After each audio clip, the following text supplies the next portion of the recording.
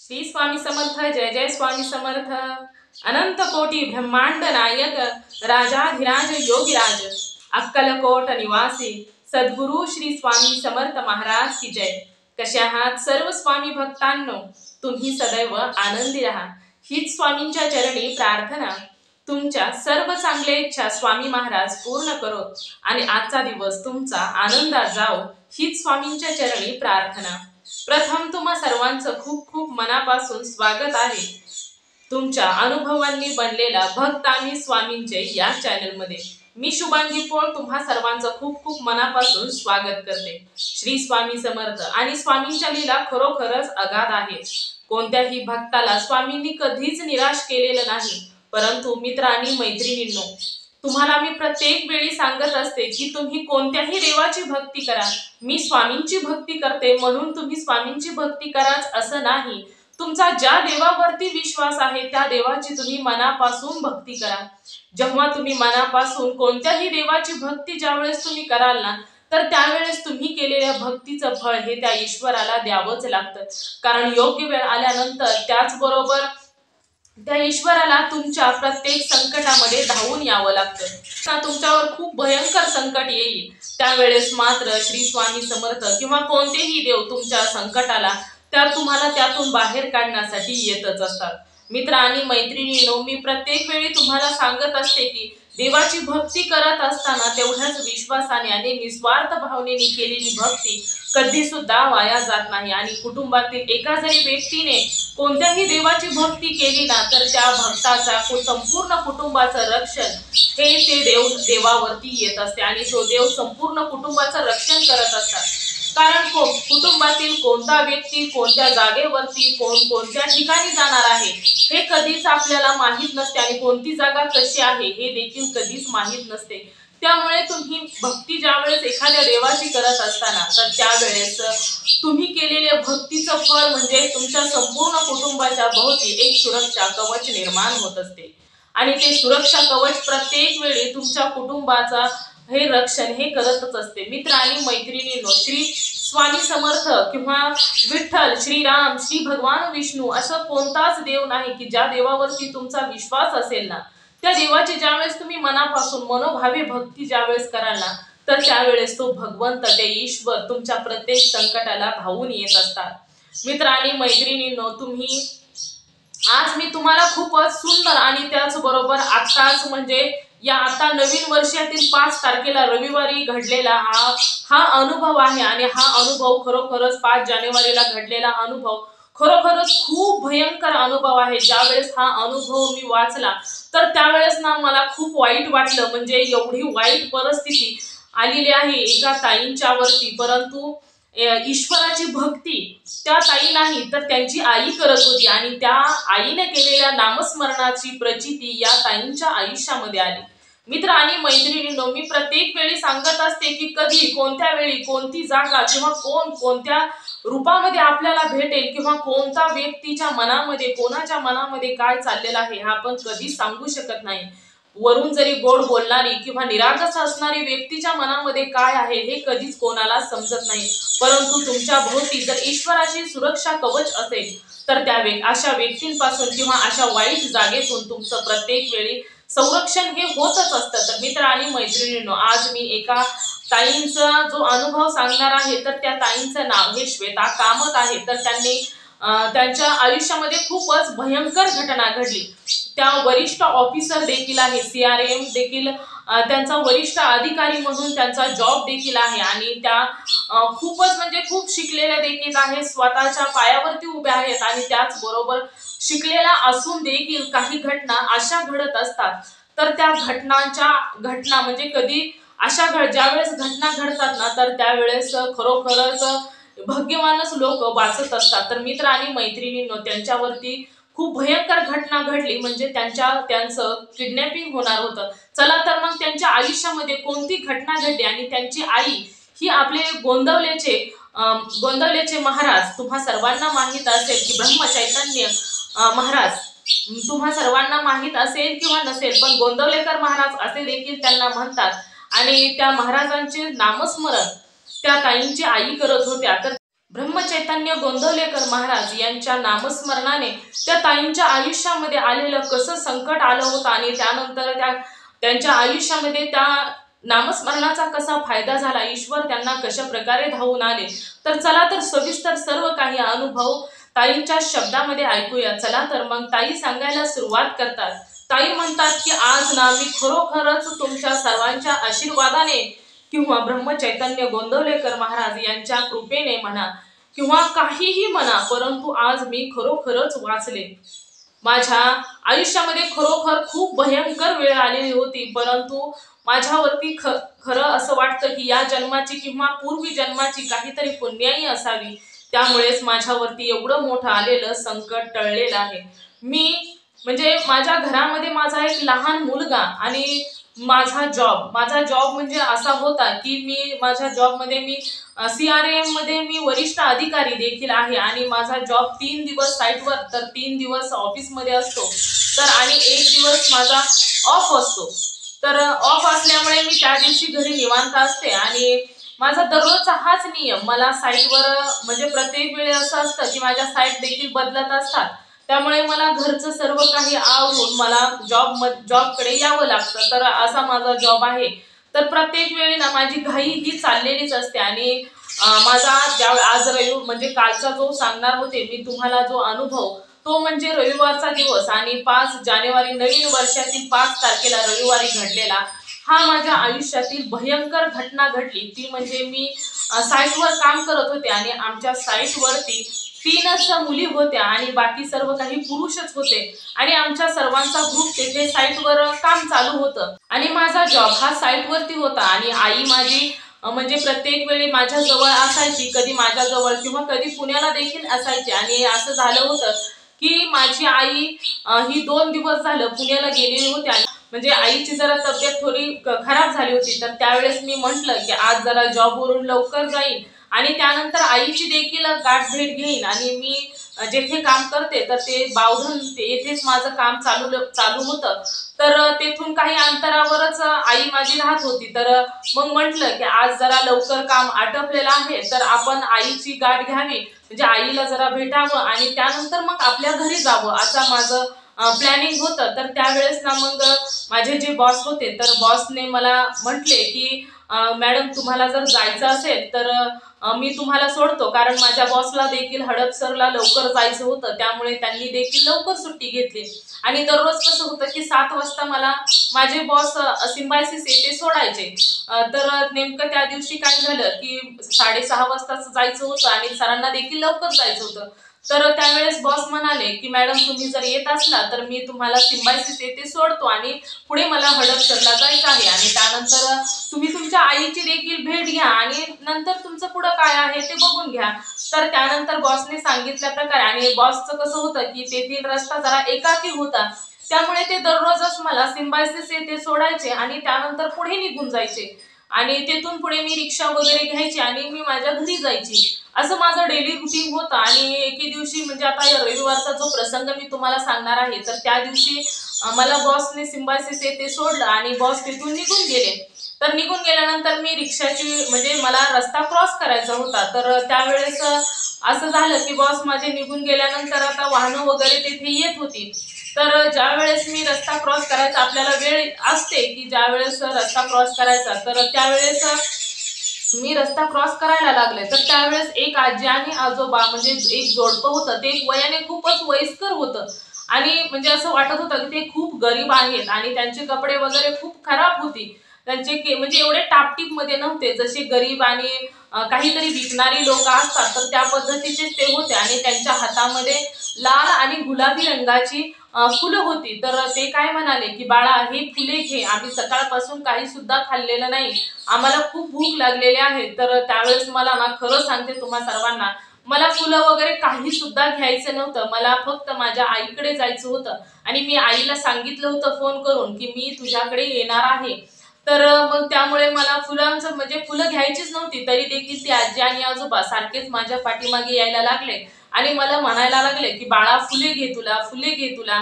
तर त्यावेळेस माझ्याजवळ सुट्टे पैसे देखील नव्हते की मी त्यांना काहीतरी सुट्टे पैसे देईन, परंतु मला त्यामध्ये कोणत्याच प्रकारचा फुलामध्ये इंटरेस्ट नव्हता, मला पटकन जायचं होतं. तरी देखील ते आजी आणि आजोबा मला ना ते जोडपं सारखेच म्हणायचे की बाळा तुला फुले घे, तुला फुले घे. मग नाईलाजाने ते माझ्या पाठीमागेच यायला लागले. ज्यावेळेस मी रोड क्रॉस करायला लागले तर त्यावेळेस ते माझ्या पाठीमागेच यायला लागले. तर मग मला ना म्हणजे खूपच वाईट वाटायला लागलं. तर त्यावेळेस मी माझ्या बॅगमधून ₹50 काढले आणि त्या आजी आजोबांच्या हातामध्ये दिले. आणि त्यावेळेस ते म्हणाले की बाळा माझ्याकडे सुट्टे पैसे नाही. तर त्यावेळेस मी म्हटलं की राहू द्या तुम्हालाच, आणि त्यांनी नको नको म्हटलं तरी देखील मला ती फुलं दिली. चला म्हटलं बरं दिली तर दिली. मग मी ती फुलं हातामध्ये घेतली आणि मी रस्ता वगैरे क्रॉस केला आणि पुढे म्हणजे ज्या बाजूला मला रिक्षा पाहिजे होती तर त्या बाजूला मी जाऊन उभा राहिले तिथे. तर मी रिक्षाचीच वाट पाहत होते आणि असं करत करत ना 7 वाजले. तर 7 वाजल्यानंतर ती फुले माझ्या हातामध्येच होती. परंतु त्या दिवशी ना मला रिक्षाच मिळत नव्हती. काय झालं होतं कोणास ठाऊक. परंतु खूप वेळ मी रिक्षाला हात वगैरे केला, परंतु मला रिक्षा काही भेटेना. तर त्यानंतर मग तेवढ्यात आईचा फोन आला की "अरे बेटा तू कुठे आहेस? मी कितीची तुझी वाट पाहत आहे आणि तू पटकन ये."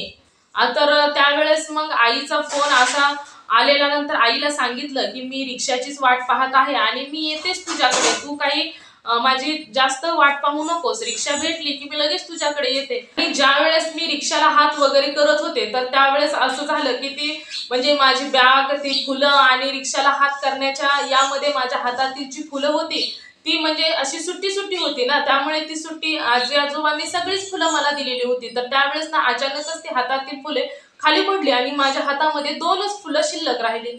तर त्यावेळेस मी एकदम ती म्हटलं की आता पडलेली फुलं आहेत म्हणून मी उचलायला गेले. तर त्या फुलांमधून मला एक वेगळाच वास आला. म्हणजे तो वास असा वेगळाच होता.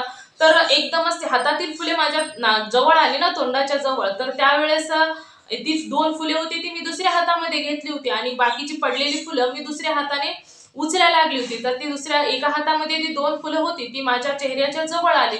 तर त्यावेळेस ना त्या फुलांचा वास म्हणजे फुलांसारखा वाटलाच नाही. म्हणजे खूपच विचित्र वास आला आणि तो वास माझ्या नाकातून शरीरामध्ये गेल्यानंतर मला एकदम असं गुदमरल्यागत व्हायला लागलं आणि मला असा त्रास व्हायला लागला. म्हणजे त्या क्षणामध्ये मला त्रास झाला आणि मला असं वाटलं की मला असं म्हणजे माझा जीव कोणता होत आहे. तर त्यावेळेस मग तसं झाल्यामुळे मी एकदम असा झटका दिला शरीराला आणि पडलेली फुलं मी उचललीच नाहीत. आणि त्यानंतर मी रिक्षाला हात वगैरे करत होते आणि म्हणजे अचानकच एक रिक्षा येऊन पुढे उभी राहिली. तर रिक्षा आल्यानंतर मग मी त्यांना म्हटलं की तुम्ही पिंपळे गुरवला येणार का? तर तो रिक्षावाला म्हणाला "हां."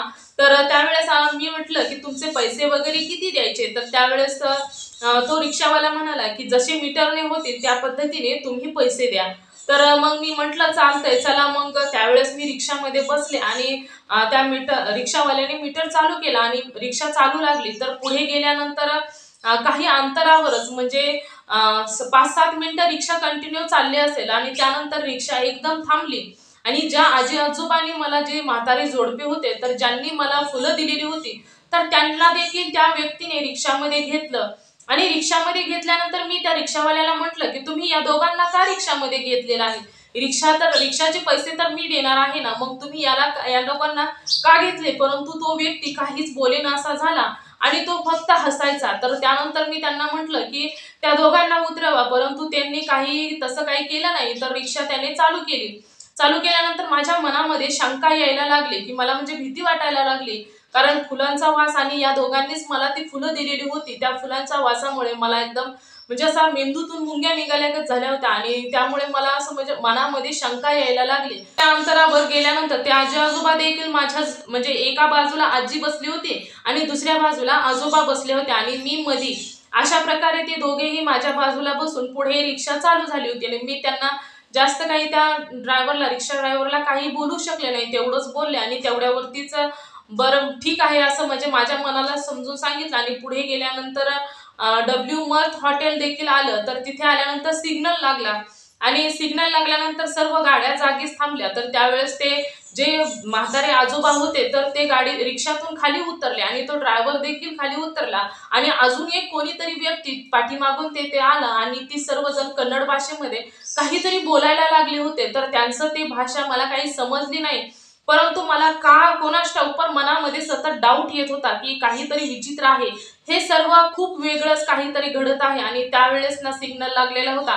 त्यामुळे भरपूर गाड्या म्हणजे त्या रोडला खूप गाड्या जमा झालेल्या होत्या। तर त्यावेळेस यांचं बोलणं मला काहीच समजलं नाही, परंतु माझ्या मेंदूमध्ये किंवा माझ्या मनामध्ये असं का आलं, तर मी काय केलं की ती आजी जी बसलेली होती माझ्या साईडला आणि पलीकडच्या बाजूला ती लोक होती, तर त्यावेळेस मी एकदमच घाबरलेले होते आणि माझं मन काहीतरी मला सांगण्याचा प्रयत्न करत होतं। तर त्यावेळेस मी अचानकच त्या आजीला धक्का दिला जोरात आणि ती आजी रिक्षातून खाली पडली आणि तेथून मी जोरात पळायला सुरुवात केली आणि वाहनं देखील भरपूर होती, त्यामुळे मी दुभाजकावरून पळायला सुरुवात केली, कारण दोन्हीही बाजूला वाहनं भरपूर होती। म्हणून मी तिथून पळत पळत असं जिथे ट्रॉफिक ऑफिस आहे ट्रॉफिक पोलिसांचं, तर तेथे डायरेक्ट मी गेले। तर तेथे गेल्यानंतर तेथे कोणी सुद्धा नव्हतं, ते ऑफिस पूर्ण रिकामं होतं। तर मग त्यानंतर मी बाहेर आले, तर बाहेर आल्यानंतर तिथे एक हवालदार मला दिसले, तर त्यांना म्हटलं की येथे असणारे पोलीस कुठे गेले, तर त्यांनी सांगितलं की पुढे एक 5 मिनिटाच्या रोड म्हणजे 5 मिनिटाच्या अंतरावरच ते तेथे आहेत आणि तुम्ही 5 मिनिटात तेथे पोहोचू शकाल। तर त्यावेळेस ना मी तेथून पुढे देखील दुभाजकावरूनच तेथे धावत त्यांच्यापर्यंत गेले। तर तेथे गेल्यानंतर मी तिथे लेडीज पोलीस होत्या, तर त्यांना मी म्हटलं, त्या देखील ट्रॅफिकच पोलीस होत्या, तर त्यांना मी म्हटलं की मॅडम मला वाचवा, माझा जीव खूपच धोक्यात आहे आणि मी खूप घाबरलेले आहे। तर त्यावेळेस त्या लेडीज पोलीसने मला विचारलं की काय झालं तुम्हाला मॅडम, तुम्ही असं का घाबरला आहात? तर माझ्या बरोबर घडलेला मी सर्व प्रकार त्या मॅडमला सांगितला। तर त्यावेळेस ना त्यांनी म्हणजे तिथे सप्तशृंगी देवीचं शेजारीच एक टपरी होती चहाची, तर तेथे त्यांनी मला बसायला सांगितलं। त्या म्हणाल्या की मॅडम तुम्ही इथे बसा आणि मला बसवलं आणि मग त्या मला म्हणाल्या की तुम्हाला पाणी देऊ का? तर त्यावेळेस मला देखील खूप असं पळाल्यामुळे मला कोरड पडली होती। तर त्यावेळेस माझ्या बॅगमधून मी त्यांना म्हटलं की माझ्याजवळ आहे पाणी, तर माझ्या बॅगमधून मी ती पाण्याची बॉटल बाहेर काढली आणि मी पाण्याची बॉटल पिली। तर त्यावेळेस ना माझ्या बॅगला काहीतरी च्युइंगम सारखं चिकटवलेलं मी पाहिलं।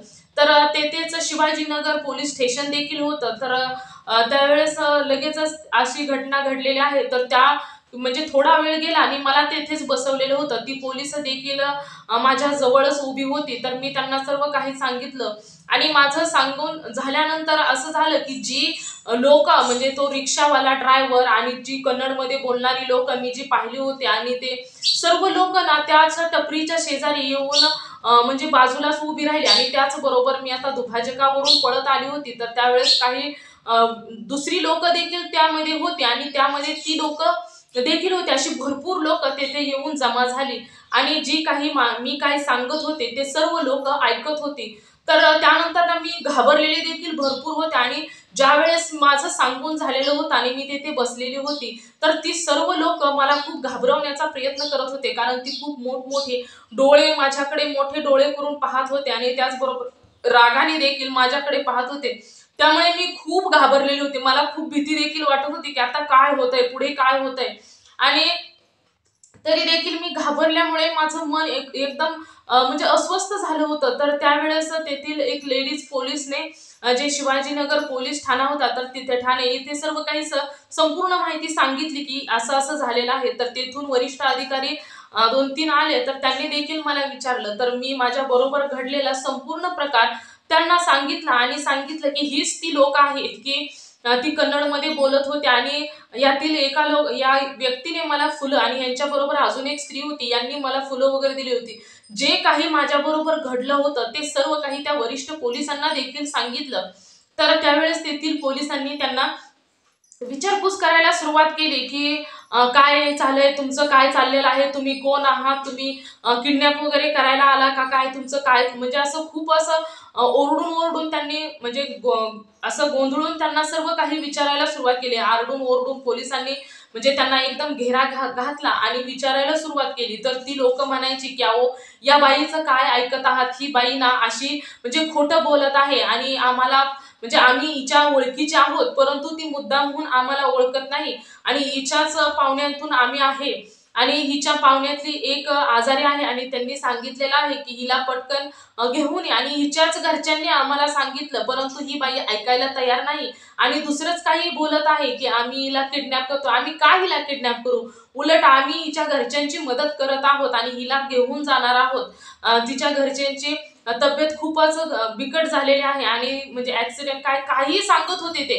काही सांगत होते. त्यामुळे मला देखील खूप भीती वाटत होती. आता वाटलं की या पोलिसाच्या ताब्यातून जर या व्यक्तीने नेलं तर म्हणजे माझं काय होईल कोणास ठाऊक. म्हणजे मी घाबरून देखील गेले होते आणि त्यावेळेस ना मला कोणाला फोन करावा हे देखील सुचत नव्हतं. तर त्यानंतर माझे जे बॉस होते तर त्यांनाच फोन मी अगोदर लावलेला होता. त्यामुळे म्हणजे मला असं वाटलं की आपण बॉसलाच फोन करावा, कारण माझं घर, माझे माहेरची लोक, माझे मिस्टरांचं म्हणजे ती लोक, ती खूप वेळ त्यांना लागणार होता इथे येण्यासाठी.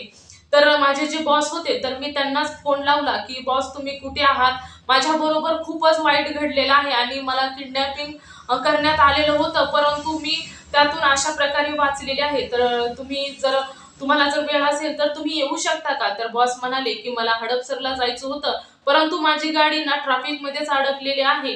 तर मी आता परत येतो तुझ्याकडे, मला तुझ्यापर्यंत पोहोचायला फक्त 10 मिनिट लागतील, तर तोपर्यंत तू तेथेच थांब. तर त्यानंतर 10 मिनिटांमध्येच माझे बॉस तेथे आले आणि बॉस आल्यानंतर म्हणजे ज्यावेळेस त्या लोकांनी बॉसला पाहिलं तर त्यावेळेस काय झालं, परंतु ती लोक ना एकदम पळायला लागली. तर पोलिसांनी त्यांना एकदम असं सर्वांना पकडलं आणि हाणून मारून विचारायला सुरुवात केली. तर विचारल्यानंतर त्यांना खूप मारल्यानंतर ते म्हणजे म्हणजे म्हणाले की आम्ही हिला किडनॅप करणार होतो. तर हे म्हणजे म्हणजे ज्यावेळेस पोलिसांनी सर्व काही त्यांना म्हणजे शिवाजीनगर ठाण्यामध्ये त्यांना घेऊन गेले, पोलीस ठाण्यामध्ये, आणि त्यांच्यावर त्यांनी म्हणजे माझ्यावरती ही संकट आलं, त्यामुळे ना माझं संपूर्ण घटना ही घडली. त्यामुळे एक संपूर्ण टीम सापडली गेली जी किडनॅपिंग करणारी मुली आहेत, जी मुलींना किडनॅपिंग करतात. तर लहान असो, मोठ्या असो, किंवा जॉब करणाऱ्या असो, किंवा स्त्रियांना किडनॅप करणाऱ्याची एक पूर्ण टीम. त्यामध्ये ना दुसरी देखील काही लोक होती की दुसऱ्या गाडीमध्ये ते म्हणजे वाहना चालवणारी देखील खूप लोक त्यामध्ये होते आणि त्यांची पूर्ण गँग त्या पोलीस ठाण्यामध्ये त्यांना सापडली, पोलिसांना सापडली. तर त्यावेळेस त्यांना पोलिस वगैरे घेऊन गेली. तर त्यानंतर बॉसने काय केलं की एक कॅब बुक केली आणि त्यामध्ये मला माझ्या घरी घरपोच सोडायला देखील सांगितलं. तर त्यावेळेस बॉसने त्या कॅबचा नंबर म्हणजे सर्व काही घेतलं आणि मला घरी सोडायला सांगितलं. तर मग मला घरी घरपोच त्या ड्रायव्हरने सोडलं. तर घरी सोडल्यानंतर त्यावेळेस ना 10 ते 10:30 वाजलेले असतील. तर त्यावेळेस ना म्हणजे मी खूप घाबरून गेले होते. मी माझ्या आईकडे तर गेलीच नाही आणि आईकडे गेली नाही तरी मला खूप भीती वाटत होती. आईकडे तर जाणंच झालं नाही, कारण तो एवढा सगळ्या संपूर्ण घटना घडेपर्यंत रात्रीच्या 10:30 वाजलेल्या होत्या आणि माझा जो लहान मुलगा होता तो माझ्या आतुरतेने वाट पाहत होता. ज्यावेळेस मी घरी गेले ना तर त्यावेळेस त्याने पळतच येऊन मला मिठी मारली. तर त्यावेळेस ना मी खूप रडले, मला खूप वाईट वाटत होतं आणि त्याचबरोबर मी खूप घाबरलेली देखील होते की माझ्या बरोबर काय घडलं असतं. म्हणजे मी या विचारानेच खूप रडले आणि खूप घाबरून देखील गेले. तर रात्रीच्या म्हणजे रात्रभर म्हणजे असे मी जागीच होते आणि या विचाराने मला खूप भीती देखील वाटत होती की आज या क्षणामध्ये जर काय झालं असतं, मी जर पळून नसती आले तर माझं पुढं काय झालं असतं, माझ्या मुलाचं काय झालं असतं, माझ्या बरोबर त्या लोकांनी काय काय केलं असतं. या विचारानेच मला रात्रभर झोप लागली नाही आणि आईची तब्येत थोडीशी खराब होती. त्यामुळे आईला देखील फोन करून असं काही सांगू शकत नव्हते, कारण आई देखील टेन्शन मध्ये येईल. मग त्यानंतर अशाच रात्र म्हणजे मी रात्र अशीच जागून काढली आणि सकाळी मग आईचा फोन आला. तर आईचा फोन आल्यानंतर मला आईशी काय बोलावं हे देखील समजत नव्हतं, कारण मी नुसती रडत होते, एवढी घाबरून गेले होते की मला नुसतं रडायलाच येत होतं. तर आईने समजून घातलं आणि त्यानंतर मला म्हणजे सांगायला म्हणजे मला थोडंसं रडून रडून झाल्यानंतर मी आईला सांगायला सुरुवात केली की माझ्या बरोबर असं असं घडलं. तर आईने सांगितलं की अगं तरीच मला रात्री खूप भीती वाटत होती आणि मी गोंदवलेकर महाराजांचं नामस्मरण करत होते. मी प्रत्येक वेळे मला असं काय तरी वाटायचं, म्हणून मी म्हणजे आईला माझ्या अशी म्हणजे सकाळ संध्याकाळ नामस्मरण, दिवसभर नामस्मरण करत असते. काम करत करत सुद्धा ती गोंदवलेकर महाराजांवर तिचा खूप विश्वास आहे आणि ती प्रत्येक वेळी ना गोंदवलेकर महाराजांचंच नामस्मरण करत असते. आणि आईनं सांगितलं की माझं रात्री नामस्मरण चालू होतं आणि तसं तर आई सकाळ संध्याकाळ नामस्मरण करत असते, दिवसभर नामस्मरण करत असते. आणि मी खरोखर मनापासून सांगते, आईने केलेल्या नामस्मरणामुळे आणि ब्रह्मचैतन्य गोंदवलेकर, परमपूज्य गोंदवलेकर महाराजांच्यामुळे खरोखरच मी वाचले, कारण आईच्या नामस्मरण माझ्या ती आईनं केलेल्या भक्तीचं फळ मला मिळालं. नाहीतर अशी खूप लोक आहेत की त्यांच्या आयुष्यामध्ये अशा खूप वाईट घटना घडतात आणि त्यांना कोणी सुद्धा वाचवत नाही आणि त्यांचं म्हणजे त्यांच्या आयुष्याबरोबर त्यांच्या बरोबर खूप वाईट वाईट देखील घडत असतं. आणि मी हा माझा जो अनुभव आहे ना तो मी शेअर का करत आहे, तर कारण माझ्यासारख्याच अजून खूप स्त्रिया आहेत, खूप मुली आहेत आणि त्या जॉब करतात, त्या कॉलेजला जातात, शाळेत जातात आणि त्यांचं म्हणजे स्वतःचं लाईफ जगण्याचा त्या पूर्णपणे प्रयत्न करत असतात. परंतु अशी काही लोक गरिबीचं सोंग करतात आणि ती अशी काहीतरी विकायला येतात आणि आपण त्याच्यावरती दया दाखवत असतो, त्यांची माया करत असतो, असं म्हणत असतो की ही खूप गरीब आहेत आणि आपण काहीतरी पुण्य कमवायला जात असतो. परंतु असं अजिबात सुद्धा कोणी सुद्धा करू नका. रस्त्यावरती कोणाकडून काही सुद्धा कधी सुद्धा खरेदी करू नका. कधीच कोणाची जी लोक अशी आहेत की काहीतरी विकायला बसलेले आहेत आणि ती तुम्हाला अशी वाटत आहेत की खूप गरीब आहेत, तर मी या सर्वातून वाचले कारण माझ्यावरती माझ्या आईने केलेल्या सेवेचं फळ मला मिळालं असंच मी म्हणेन. आणि खरोखर परमपूज्य गोंदवलेकर महाराजांना कोटी कोटी प्रणाम करेन कारण माझा जीव या सर्व घटनेमुळे वाचला. मी खरोखरच म्हणते की माझे जी काही लोक आहेत त्यांच्या आशीर्वादामुळे आणि त्याचबरोबर तुमच्या सर्वांच्या कृपेने आणि गोंदवलेकर महाराजांच्या कृपेने माझा जीव वाचला, नाहीतर खूप वाईट घडलं असतं. प्रत्येक मुलींनी, प्रत्येक स्त्रियांनी प्रत्येक वेळी सावध राहणं आणि ईश्वराचं नामस्मरण करणं खरोखर खूप गरजेचं आहे.